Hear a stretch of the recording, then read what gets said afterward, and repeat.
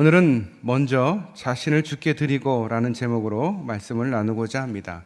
오늘 읽은 고린도 후서 8장 그리고 뒤에 있는 9장은 구제와 그리고 선교 헌금에 대한 분명한 가르침을 주시는 말씀들입니다.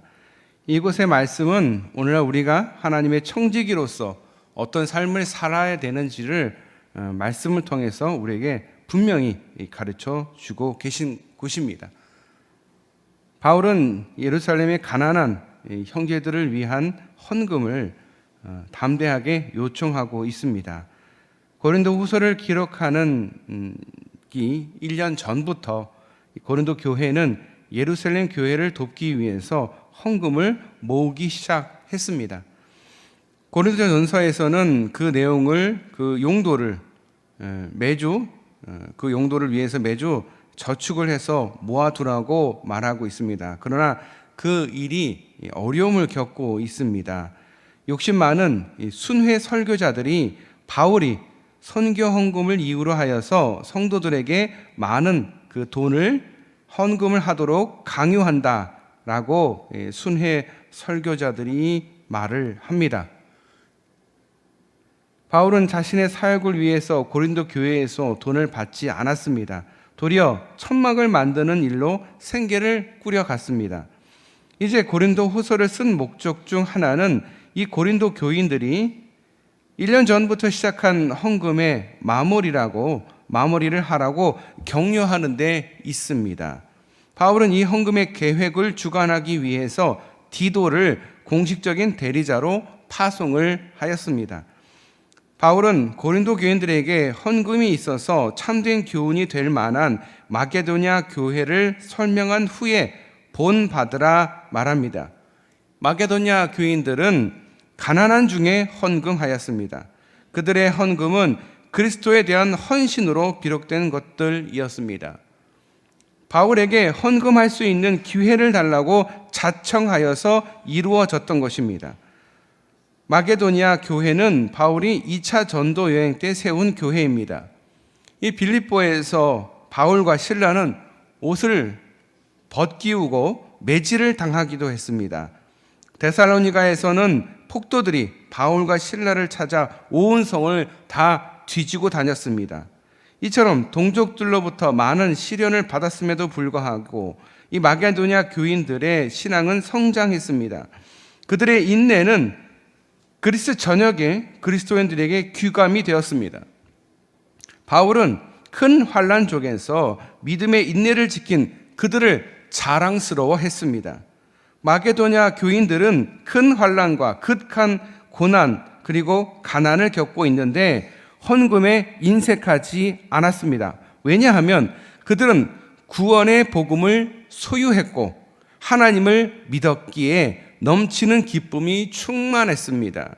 그 기쁨으로 인해서 풍성한 헌금을 넘치도록 할 수 있었습니다. 그들은 바울의 기대한 것 이상으로 헌금을 많이 했습니다. 자기를 희생하여 드린 헌금이었습니다. 자기들도 가난했지만 돕는 일에 자발적으로 참여했다라는 것입니다. 헌금의 핵심은 액수가 아니라 그 헌금을 드리는 이유와 과정입니다. 내가 아프지만 내가 아픈 데에 사용되는 그 수술비나 그 비용을 대신 하나님께 드린다. 또는 내 자녀가 예수님을 잘 믿었으면 하는데 그 자녀를 키우기 위해서 돈을 모아놨는데 그 돈을 내가 헌금하겠다. 그런 이유와 그것을 모으기 위한 과정들, 어렵지만 내가 조금씩 모아놨던 것을 내가 2년 동안 월급 받았던 그 중에 10만 원씩 2년, 3년 모은 것을 내 건축 헌금을 드린다. 이런 과정, 헌금의 핵심은 액수가 아닙니다. 많고 적음이 중요한 게 아닙니다. 그것을 왜 어떤 이유로 드렸으며 어떤 과정 속에서 드렸느냐가 하나님께서 보시는 것입니다. 이 같은 헌금을 드리는 일은 단순히 선하고 옳은 일뿐 아니라 그리스도를 향한 헌신이요, 형제 그리스도인들, 함께 신앙생활하는 이들, 그리고 주변에 있는 이웃을 위해 사랑하기 때문에 하는 것입니다. 마게도냐 교인들은 자신들이 얼마나 헌금할 수 있는지 계산한 후에 그보다 더 많이 하려고 노력을 하였습니다. 바울은 예루살렘에 있는 그리스도인들을 위해서 헌금을 거두는 일을 꺼렸습니다. 그러나 마게도냐 교인들은 먼저 바울에게 헌금을 거두어 가라고 간절히 구했습니다. 바울은 그리스도인의 후한 그 헌금을 위해 핵심적인 단어를 사용하고 있습니다. 첫째는 헌금에 참여하는 것은 은혜라는 것입니다. 하나님이 주신 은혜가 아니면 성도를 섬기는 일에 참여할 수 있을까라는 것입니다. 재물을 나눌 수 있는 기회는 전적으로 하나님의 선물입니다. 내가 나누고 싶어서 나눌 수 있는 게 아닙니다. 하나님이 허락하셔야 나눌 수가 있습니다. 그만큼 내가 은혜가 있어야 되고 그만큼 내가 나눌 만한 또 능력이 또한 돼야 됩니다.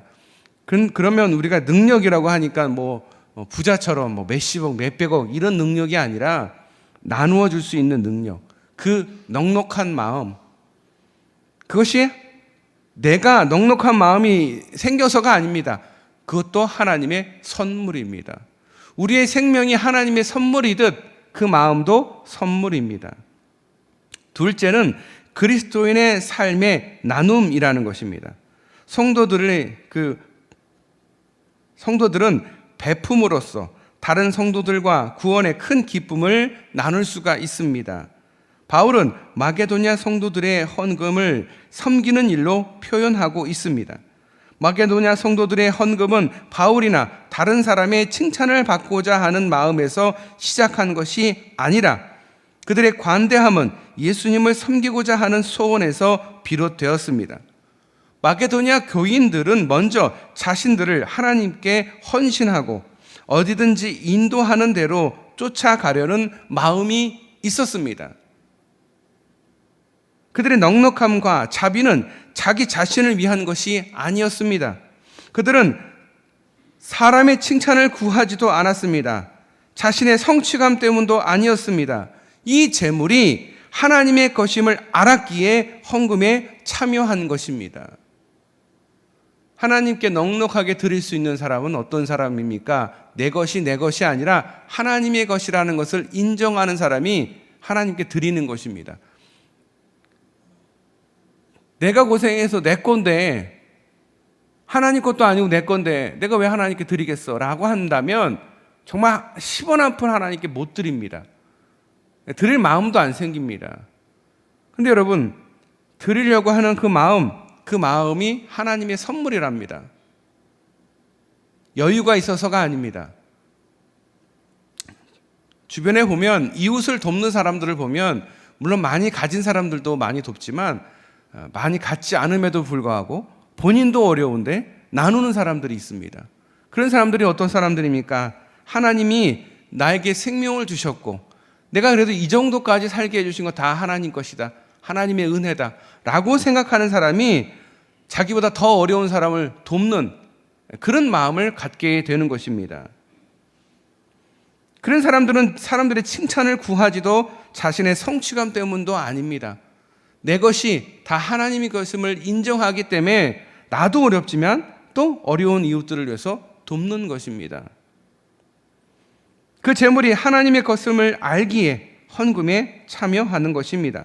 자신들이 가진 모든 소유, 영혼까지도 하나님의 것임을 알기에 할 수 있는 모든 방법으로 예수님과 그의 나라를 섬기는 일에 헌신하였습니다. 마게도냐 교인들이 관대할 수 있었던 것은 먼저 자신을 하나님께 드렸기 때문입니다. 바울이 인상적으로 여긴 것은 그들의 헌금의 액수가 아니었습니다. 자기 자신과 자신의 소유를 자발적으로 주님께 드리고자 하는 태도, 주님 앞에 드리는 예물에 대한 태도가 중요한 것입니다. 하나님은 생각해 보시면 우리가 하나님 앞에 또 선경금이나 예물을 드릴 때 그게 바로 하나님께 올라가는 건 아니잖아요. 그렇죠? 그 예물은 다 어떻게 쓰입니까? 교회의 유지와 보수를 위해서, 교회에 수고하는 이들을 위해서, 그리고 또 어디 있습니까? 이웃들을 위해서, 또 선교지와 또 개척해서 어려움을 당하는 목회자를 위해서 다 사용되지 않습니까? 하나님께 드리는 게 바로 하나님께 바로 들어가는 건 아니지만 하나님이 사랑하고 하나님의 관심이 있는 곳에 쓰이는 게 그게 헌금 아니겠습니까? 그러면 그것을 어떤 이유로, 어떤 마음으로, 어떤 태도로 드리느냐를 하나님이 보신다는 거예요. 내가 너에게 이렇게 줬는데 너는 청지기로서 내 것을 어떻게 사용하고 있느냐, 내가 그것을 보겠다는 거예요. 하나님을 만나는 그날, 심판의 그날 하나님은 우리에게 다른 것을 요구하지 않습니다. 네가 어떤 태도로 어떻게 살았는가, 내가 준 것을, 내가 준 1달란트를, 2달란트를, 5달란트를 어떻게 사용했는가, 그 태도를 보신다는 것이죠. 헌금은 드리는 사람의 태도가 중요합니다. 액수보다 더 중요합니다. 성도들의 재물과 소유는 자신들의 것이 아닙니다.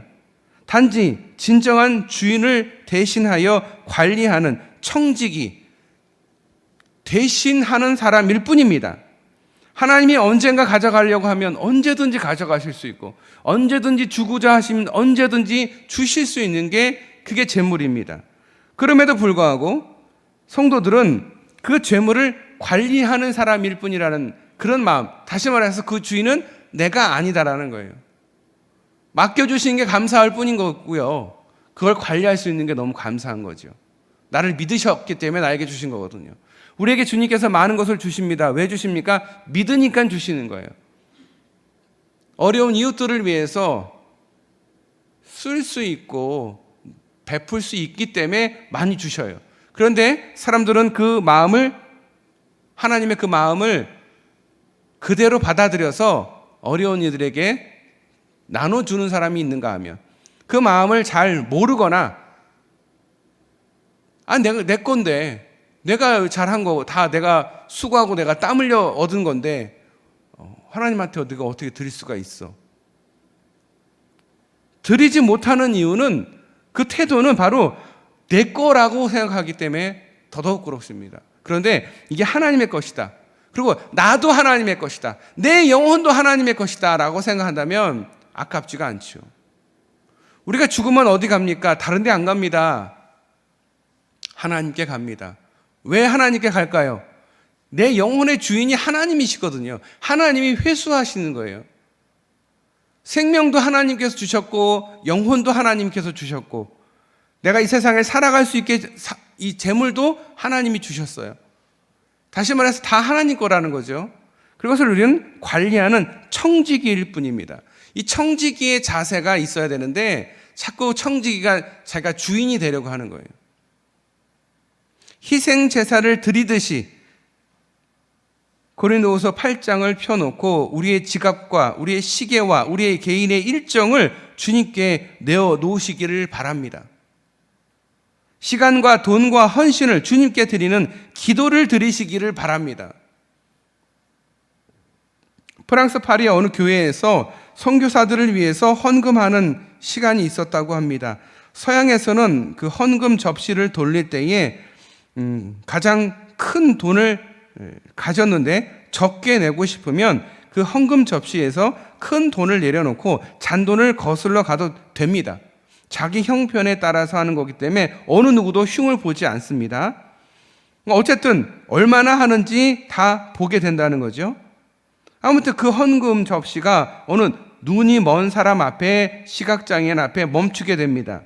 그 사람은 1프랑도 헌금할 수 없는 어려운 형편의 사람이었습니다. 그런데 27프랑을 접시에 내어놓더라는 거죠. 옆에 있는 사람이 깜짝 놀라서 당신 어디서 이렇게 돈이 많이 났습니까? 라고 묻자 이 시각장애인이 웃으면서 저는 눈이 보이지가 않습니다. 그런데 제 친구랑 얘기를 하다 보니까 저녁 때 불을 켜지를 않으면 그 비용이 1년에 27프랑이라는 이야기를 듣고 1년 동안 27프랑을 모았습니다. 그래서 예수님을 몰라 어두운 곳에 있는 사람들에게 찬 빛이 비칠 수 있도록 제가 이렇게 모은 것을 드리는 것입니다 라고 말하더라는 거죠.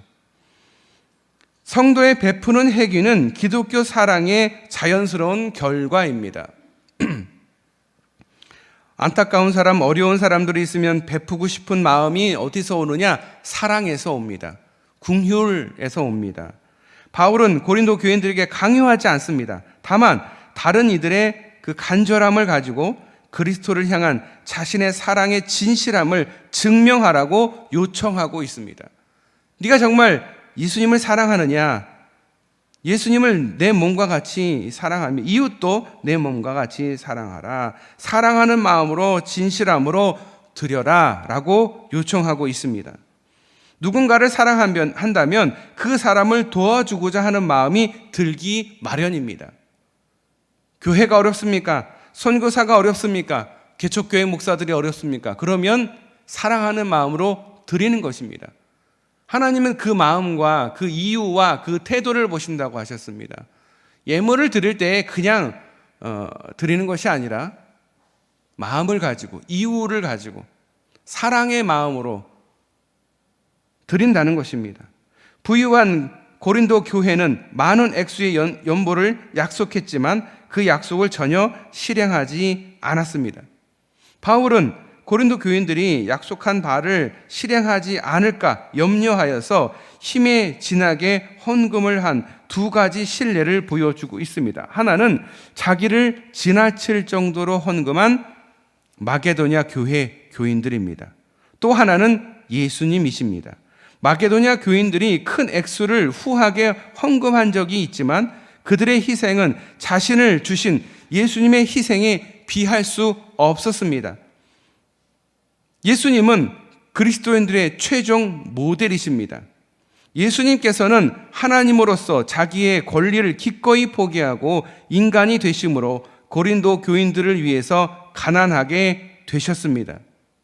하나님의 아들로서 특권과 권세를 지니셨지만 모든 것을 포기하셨습니다. 다만 자원하셔서 나사렛 예수라는 인간이 되셨습니다. 헌금의 정신은 그리스도에 대한 우리의 헌신을 반영합니다. 바울은 고린도 교인들이 헌금할 액수에 대하여는 관심을 갖지 않았습니다. 그들의 태도에 관심이 더 많았습니다. 얼만큼 예루살렘 교회를 위해서 얼마를 드리느냐 이기보다는 그 드리는 태도를 보셨다라는 것입니다. 바울은 고린도 교인들로 하여금 약속한 대로 헌금을 드리는 것입니다. 그 마음을 하나님이 받으실 것이고 다른 그리스도인들에게 유익을 가져다 줄 수 있기 때문입니다. 이렇게 함으로 모든 사람들을 균등하게 하기 때문입니다. 미국의 어느 주일학교 예배 시간이었습니다. 헌금 시간이 되어서 모든 아이가 헌금을 하는데 한 아이만 헌금하지 않고 눈을 감고 가만히 앉아 있었습니다. 교회 선생님이 아이를 따로 불러서 사정을 물어봤더니 아이는 집이 너무 가난해서 헌금할 돈이 없어 대신 그 시간에 기도한다라고 말했습니다. 선생님은 무슨 기도를 하느냐 다시 물었습니다. 하나님께 내 몸과 생명과 일생을 다 바치겠다고 기도를 드렸다라는 것입니다. 그 말을 듣고 감동한 선생님은 아이를 격려하고 나서 약간의 돈을 주면서 잔돈으로 그것을 받고 매주일 1달러씩 헌금하도록 가르쳤습니다. 몇 주일간 지나자 매주 꼬박꼬박 헌금을 하던 이 소년이 더 이상 헌금을 하지 않았습니다. 그래서 선생님이 다시 그 이유를 물었습니다. 무슨 일이 있느냐? 선생님 말씀대로 잔돈으로 바꿔서 주머니 넣고 다니다 보니까 이 헌금을 자꾸 사 먹는 데 쓰고 싶은 마음이 생겨서 지난 주일 몽땅 다 드리고 이제는 그냥 기도만 하고 있어요 라고 대답을 하더라는 거죠. 어려서부터 이렇게 성실하게 기도하던 소년이 바로 1985년 4월 5일 부활절, 아무도 모르는 이 조선이라는 땅에 첫 발을 내딘 장로교 선교사 언더우드 목사입니다. 이 언더우드가 세운 학교가 어디죠? 연세대입니다. 그의 인생을 드렸더니 하나님께서 이 나라를 축복해 주신 것입니다. 우리는 은혜를 입은 나라입니다. 이 사람이 하나님 앞에 자신을 드렸기 때문에 우리나라가 이렇게 복음화된 것입니다. 거저된 것은 아무도 없습니다. 누군가의 희생과 누군가의 드림이 있어야 그것이 씨를 뿌리고 그것이 60배, 100배 열매를 맺는 것입니다. 그게 헌신이 있었기 때문에 지금 장로교회가 이렇게 다른 교단에 비해서 더 크고 또 장자로서 역할을 감당하는 것입니다. 우리가 드려야 할 것은 물질이 아닙니다. 광물이 아닙니다. 물질은 우리의 삶의 작은 부분일 뿐입니다. 그것을 드리고 우리가 주님께 다 드렸다 할 수는 없습니다. 고린도 교회의 모범이 되었던 마게도냐 교회는 자신을 주님께 드린 교회였습니다. 사람에게 받은 은혜는 어찌 되었든지 갚으려고 안간 힘을 씁니다. 그러나 하나님께 받은 은혜에 대해서는 두 번째로 해결하려고 하는 마음이 있습니다. 왜? 사람은 보이는데 하나님은 안 보이거든. 그러니 우선 갚아야 될 사람은 사람이니까 사람을 먼저 갚으는데 안간 힘을 씁니다. 하지만 하나님께는 눈에 보이지 않으니 갚을 마음이 조금 덜 생기는 것 같습니다. 자신을 주께 드리는 것은 하나님을 제일 먼저 생각하고 하나님께 제일 먼저 드리는 것입니다. 그것이 힘대로 하고 힘을 지나도록 자원하여 드리는 것입니다. 자, 고린도 교회와 마게도냐 교회 어떻게 됐을까요? 지금의 고린도 교회는 터키입니다. 그리고 마게도냐 교회는 지금의 그리스입니다. 어떻게 됐죠? 물론 두 나라 다 지금의 상태는 어렵지만 그나마 고린도 교회가 있었던 터키는 완전히 이슬람화 되어서 복음을 전하기 굉장히 어려운 나라가 되었습니다. 하지만 그리스 그리고 주변의 나라들은 그래도 복음을 전하는 그리고 기독교 국가들이 여전히 많이 있습니다. 한 교회는 많이 있음에도 하나님 앞에 드리지 못했던 교회고요. 한 교회는 어렵고 고난과 고통과 시련과 압박을 당하면서도 극히 가난하지만 하나님께 예물을 드렸던 교회입니다. 그 뒤를 보면 알지 않습니까? 우리 인생도 마찬가지입니다. 우리가 예물을 드리는 것은 하나님께 직접 드리는 것이기도 하지만 그것을 이용해서 어려운 이웃들, 하나님의 관심이 있는 교회, 그리고 어려운 선교사님들, 어려운 목회자들을 위해서 그리고 그 지역들을 위해서 사용되는 것입니다. 우리는 자원해서 기쁜 마음으로 하나님께 드릴 수 있어야 합니다. 하나님 앞에 기쁨이 되는 저와 여러분 되시기를 축복합니다. 다시 한번 말씀드리지만 우리에게 중요한 것이 액수라 생각하겠지만 하나님은 액수보다 그 이유, 예물을 드리는 이유와 그 태도와 그 상황을 보십니다. 그냥 정해졌으니까 때가 됐으니까 드리는 것이 아니라 하나님 정말 감사합니다. 예를 들어서 부활절 얼마나 감사합니까? 하나님 부활하신 것 때문에 내가 이렇게 죽어도 죽은 것이 아니고 지옥에 가지 않고 천국 갈 수 있는 이유가 되는 것 얼마나 감사합니까? 그런 마음으로 드리는 것과 그냥 의뢰히 드리는 것과는 분명히 다릅니다. 어떤 예물을 드려도 그 예물을 드릴 때 태도가 하나님께 기쁨이 되는 태도를 보일 수 있는 저와 여러분 되시기를 축복합니다. 적게 내셔도 됩니다. 작아도 됩니다. 드릴 때의 그 마음은 하지만 더 중요합니다. 기도하겠습니다. 하나님 앞에 예물을 드리고 또 교회를 위해서 이웃들을 위해서 드리는 그 예물 드리는 우리의 태도가 너무도 중요함을 오늘 말씀을 통해서 깨닫게 됩니다. 정말 주님께 기쁨이 되는 예물들이 되게 하여 주시고 하나님께 받은 은혜에 대해서 감사함으로 항상 주님께 나와 내 생명과 내 모든 것을 내 영혼까지 드릴 수 있는 그런 마음이 우리에게 있게 하여 주시옵소서. 또 기쁨으로 자원하는 마음으로 주님 앞에 예물 드리게 하신 하나님 감사합니다. 하나님 사용하여 주시고 하나님의 교회가 더 오래 유지되고 또 관리되고 또 많은 하나님의 관심사인 다음 세대와 또 이웃들에게 사용될 수 있게 하여 주셔서 감사합니다. 작은 부분까지 항상 감사하며 주님 앞에 드리는 것을 기뻐하는 우리의 삶이 되게 하여 주시옵소서. 나의 모든 것을 주님께 드리기로 결단하며 우리를 권하신 예수님의 이름으로 기도드리옵나이다. 아멘.